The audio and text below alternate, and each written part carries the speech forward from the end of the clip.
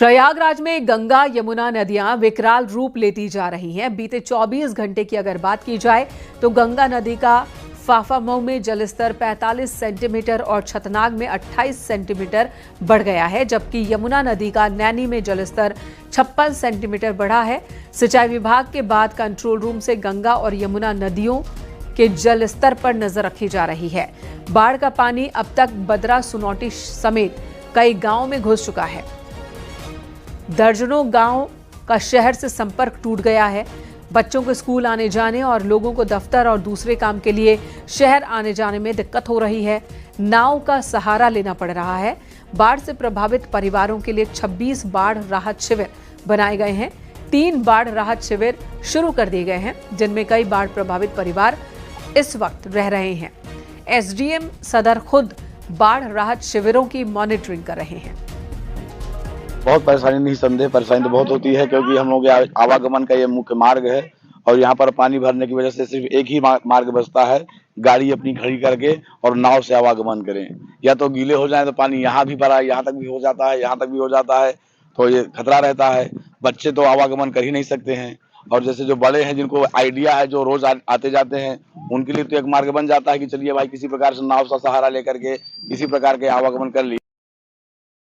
जो हमारा danger mark है वो 84.73 पे है और इस समय नदियों का जो जलस्तर है वो दोनों नदियों का बढ़ के लगभग 83 के आसपास पहुंच चुका है।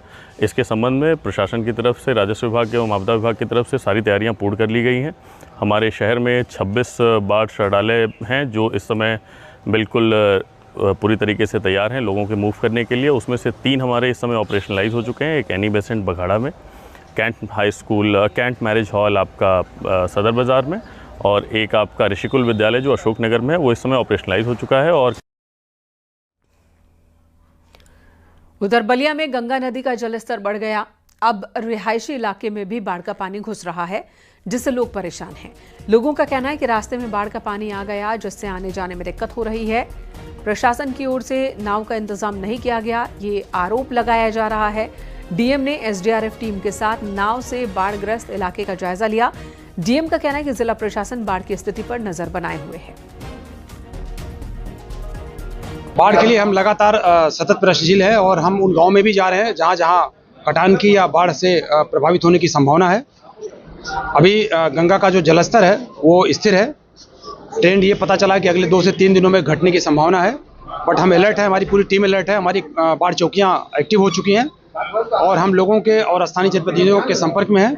हमारी पूरी कोशिश है कि किसी का परिवार और कोई व्यक्ति प्रभावित न होने पाए।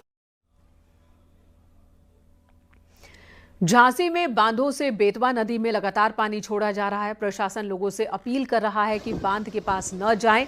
इस बीच सोशल मीडिया पर एक वीडियो वायरल है जिसमें एक शख्स बांध के पास जान जोखिम में डालकर सेल्फी लेता दिखाई दे रहा है।